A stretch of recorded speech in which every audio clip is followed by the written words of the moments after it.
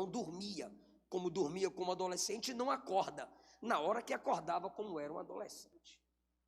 Você não pensa em você primeiro, você não chega nem a repartir, você prioriza sua esposa, seu filho ou sua filha. Mas isso não é para qualquer um, isso não é para Nutella, isso é para macho.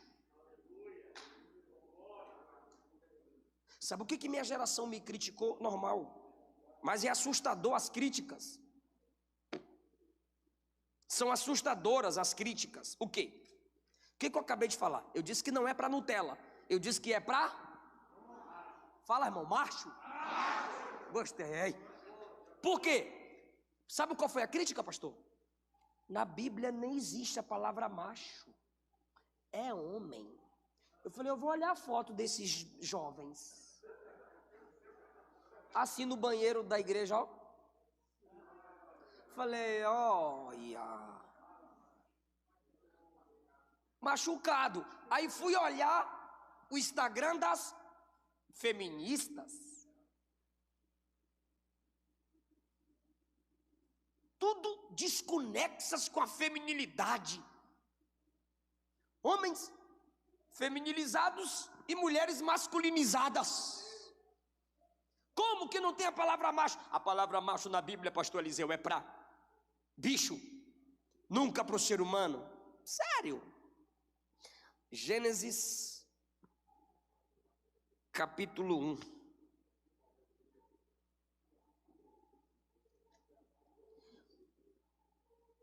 Quem lê Bíblia sabe do que eu estou falando. Deus faz o homem a partir do versículo 26. E no versículo 27 diz, criou Deus o homem à sua imagem. A imagem de Deus o criou, macho e fêmea. Quando você chega no capítulo de número 5,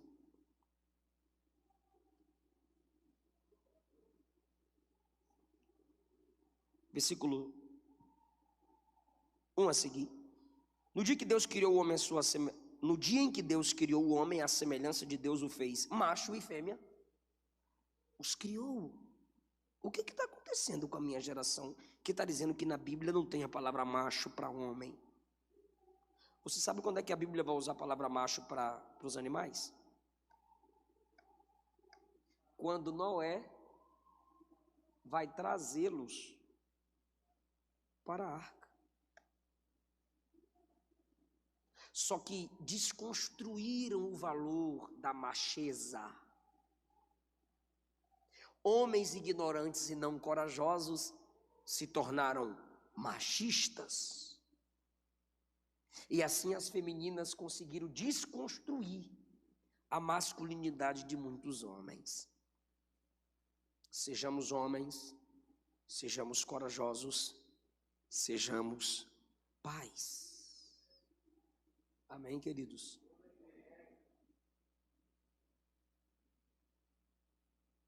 Segundo lugar, no filme Corajosos, eu percebi que o nível de compromisso deles é elevado no filme, do início ao fim. Começam errando, tropeçando, com bobagens, comportamento não exemplar. Mas no final, do meio para o final, você consegue perceber que as aflições da vida começam a amadurecer aqueles homens, porque tempos fáceis geram homens fracos, tempos difíceis geram homens fortes. E quem era medroso e engraçado no início, do meio para o fim já é corajoso e arrisca a vida. Quem não se importava e não era sensível à sua família, começa a se importar e ser.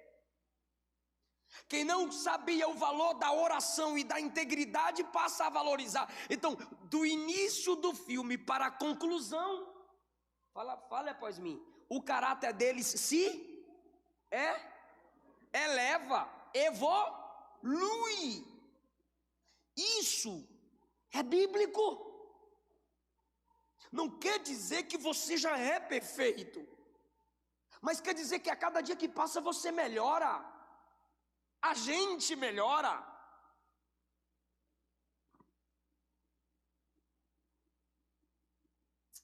John Newton: eu não sou o que devia ser, eu não sou o que quero ser, eu não sou o que espero ser, mas com a graça de Deus, eu não sou o que já fui. Ou seja, hoje eu sou melhor do que ontem, e se eu continuar assim, amanhã eu vou ser melhor do que hoje. O nível de compromisso deve ser elevado. Daniel capítulo 1. Conjecturando Daniel aqui agora. Daniel, o que você é no livro que leva seu nome no capítulo 1? Daniel diz: sábio. O que você é no capítulo 2? Conselheiro dos sábios. O que você é no capítulo 5? Terceiro governador na Babilônia. O que você é no capítulo 6?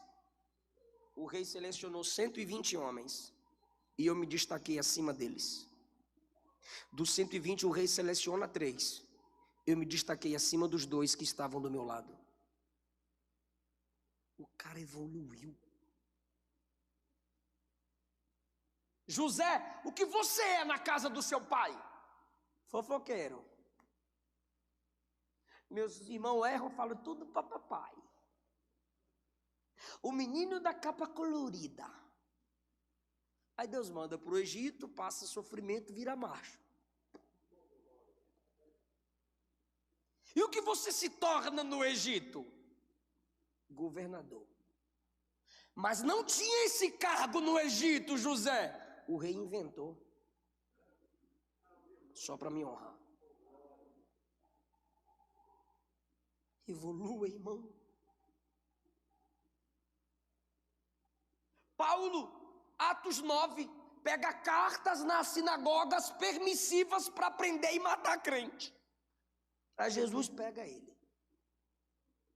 Atos 15, Paulo é carteiro, ele leva a carta da igreja de Jerusalém para as igrejas. 1 Coríntios, 2 Coríntios, Romanos, Gálatas, Efésios, Filipenses, Filemão, Tito, Timóteo. Paulo escreve as cartas. Pegava a carta para aprender crente, carregava a carta para entregar para as igrejas, se tornou o maior escritor de cartas do Novo Testamento. Evolua, irmão. O que você produziu? Pare de se comparar com os outros e se compare consigo mesmo. Jacó, o pai pergunta: qual é o seu nome? Meu nome é Esaú. O cara viveu a vida tentando ser o que não era. Mas quando ele tem um encontro com Deus, 20 anos depois, o Senhor pergunta lá no val de Jaboque: qual é o seu nome? Aí o cabra disse: eu sou Jacó. A mesma pergunta que o pai fez 20 anos depois, Deus fez quando ele queria ser abençoado. E ele disse: eu sou Jacó, eu sou enganador, eu sou isso aqui. Aí Deus disse: já que você evoluiu tanto a ponto de assumir quem é, a partir de hoje você é Israel. Sabe o que é Israel, irmão? Israel, originalmente falando hoje, é um homem ou uma nação? Deus chamou ele pelo nome, pastor, da promessa feita quando ele estava dentro do ventre. Porque quando ele estava na barriga, Deus falou assim para a mãe dele: o que está no ventre dela são 2 povos. Deus não disse 2 bebezinhos bonitinhos. Deus disse: tem 2 nações no seu ventre. Então antes que ele nascesse, Deus já o chamou de nação, mas ele atravessou na frente e se deu o nome de Esaú. Mas quando ele se encontrou com Deus, porque evoluiu, Deus disse: eu vou te chamar por aquilo que eu te chamei para ser, Israel, povo de Deus.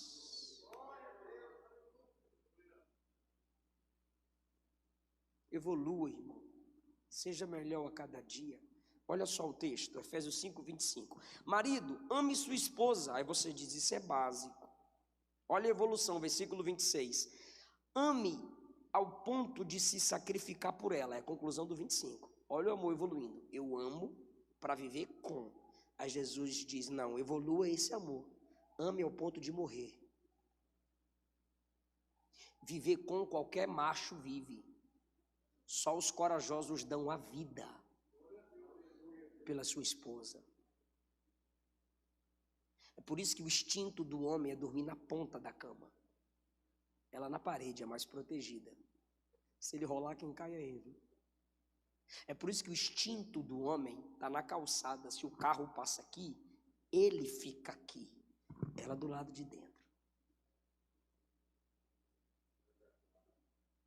Irmão, você se protege como cordeiro, mas você protege a sua esposa como leão.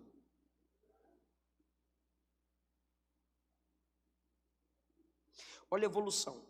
Ame, dê a vida por ela. 26. Jesus deu a vida, ame como Jesus, que ele deu a vida para santificar sua esposa, purificar sua esposa, apresentá-la a si mesmo gloriosa, sem mancha nem ruga ou qualquer imperfeição. Olha a evolução do amor. Paulo está dizendo, ame sua esposa como Cristo amou a igreja. Como Cristo amou a igreja? Primeiro, dando a vida por ela. Segundo, para santificá-la. Você santifica a sua esposa. No final a gente volta para isso aqui. Purificando com a lavagem por meio da palavra. Pela nossa palavra, a gente dá vida ou mata nossa esposa. 27. Para apresentá-la a si mesmo.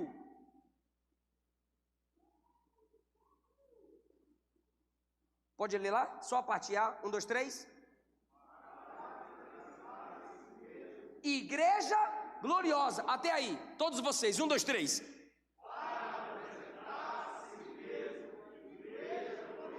Deu para entender? Jesus cuida da igreja para apresentar ela para outros ou para si mesmo? Opa! Eu repito. Jesus cuida da igreja para apresentar ela para outros ou para si mesmo? Para si mesmo. E nós?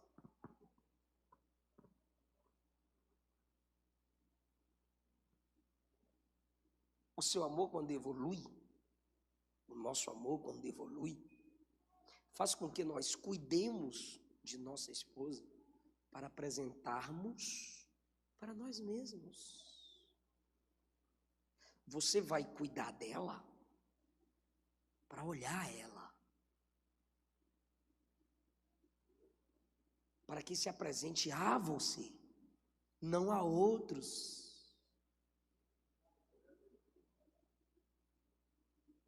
Porque tem homens que parece que têm prazer em ver sua mulher se vestir de modo tão sensual ao ponto de os outros a olharem. Chamar a atenção dos outros. Ele se acha machão quando alguém tem motivo para chamá-la de gostosa. E o texto está dizendo que a mulher deve ser cuidada como a igreja é cuidada por Cristo, para ser apresentada a Ele, aquele que cuida dela. Mas se a irmã veste roupas sensuais, quem vai exortá-la? Se falta homem para exortá-la dentro de casa, vai sobrar homem para elogiá-la. Vai sobrar homem para desejá-la. Vai sobrar homem para se masturbar pensando nela. Por causa de quem? Do marido frouxo, que não consegue santificar sua esposa. Não é xingar, não é pegar a roupa e rasgar, é abrir a Bíblia e mostrar o que a Bíblia ensina sobre a veste da mulher. Por isso que precisamos ser corajosos, porque para pregar para a esposa, contrariar o que ela quer, irmão, tem que ser muito corajoso. Mas se a Bíblia está aberta, quem é que vai tirar sua razão? Mas tu não lê Bíblia nem para tu, irmão. A gente não lê Bíblia nem para a nossa própria edificação. Como que vamos santificar a nossa esposa? Como que vamos mostrar a ela que fofoca é pecado? Como vamos mostrar a elas que o amor ao dinheiro é pecado?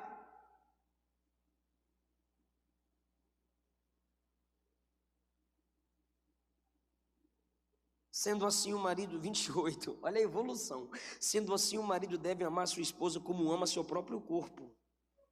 Se as irmãs estivessem aqui, algumas delas iriam dizer, lascou. Eu vou repetir.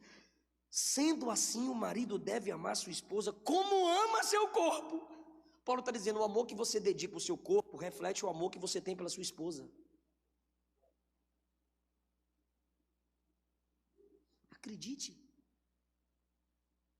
Que tem pastor que vem falar para mim que é pecado fazer academia.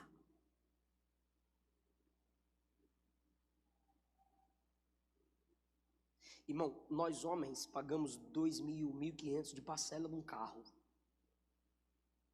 Mas a gente não paga 600, 700 num plano de saúde. Nós estamos pedindo que Jesus nos cure de certas enfermidades. E sabe o que é que Jesus diz? Vou curar não. Por quê? Porque com enfermidade você se alimenta correto. Sem a enfermidade, você estoura com o seu corpo. Olha o que o texto está dizendo. O cuidado com o nosso corpo é um reflexo do nosso amor pela nossa esposa. A gente precisa evoluir muito. Eu estou dentro, eu disse a gente, tá? A evolução como pais. Capítulo 6, versículo 4 de Efésios. Pai, não tratem seus filhos de um jeito que faça com que eles fiquem irritados. Versão atualizada. Ok. Então não vou tratar meu filho de um modo que ele fique irritado. O que eu faço então? Evolua. Criem seus filhos com disciplina, e a demonstração do Senhor é ensinamentos cristãos. Quem é o nosso Senhor? Diga Cristo.